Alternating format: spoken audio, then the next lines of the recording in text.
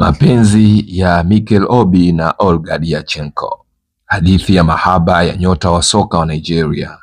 Mikel Obi, gwiji wa soka wa Nigeria, alikutana na Olga Diachenko mwaka 2013.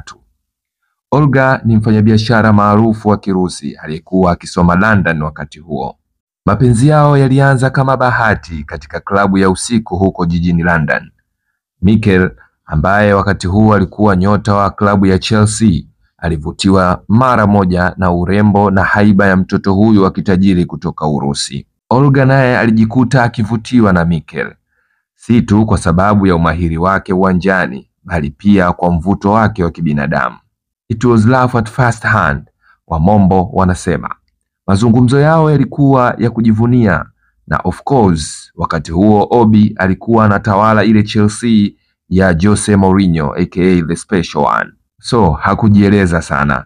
Bango lilikuwa kubwa, tena kubwa sana. Kwa hiyo kuunganishwa kwao kulikuwa tu ni swala la wakati, na kwa bahati nzuri walifanikiwa.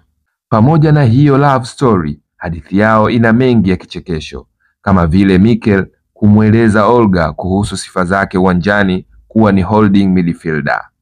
Licha ya utofauti wa tamaduni na umbali kati yao, Mikel na Olga waliendelea kudumisha uhusiano wao. Mara nyingi Mikel alisafiri kwenda Urusi, naye Olga alitembelea London.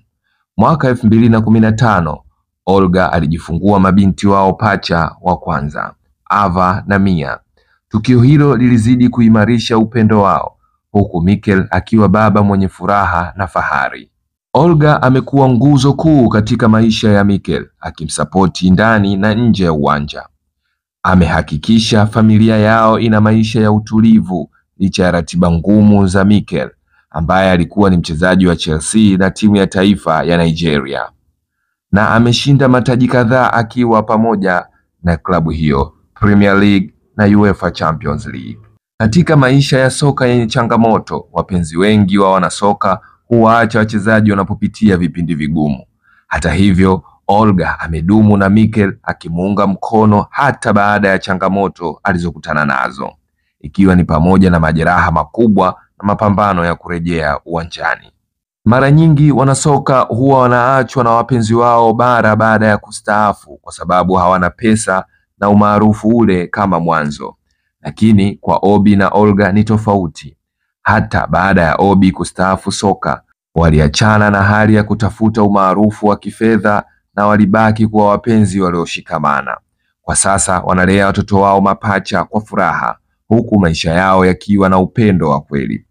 Kwa sasa Obi anajaribu kuexplore career yake kwenye football commentary, na amekuwa akipata support ya kipekee kutoka kwa mke wake, ambaye ni nguzo muhimu katika safari yake. Mwaka 2017, Mikel alipohama Chelsea na kujiunga na Tianjin nchini China, kisha akacheza kwa muda Middlesbrough na Stoke City.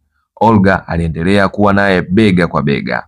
Katika mahojiano, Mikel alisema, "Mpenzi wangu ndiye shabiki wangu mkubwa, amenivumilia katika nyakati ngumu na nzuri. Singeweza kufanikiwa bila yeye." Licha ya changamoto nyingi, Mikel na Olga wamejenga familia yenye furaha na heshima. We wish them all the best.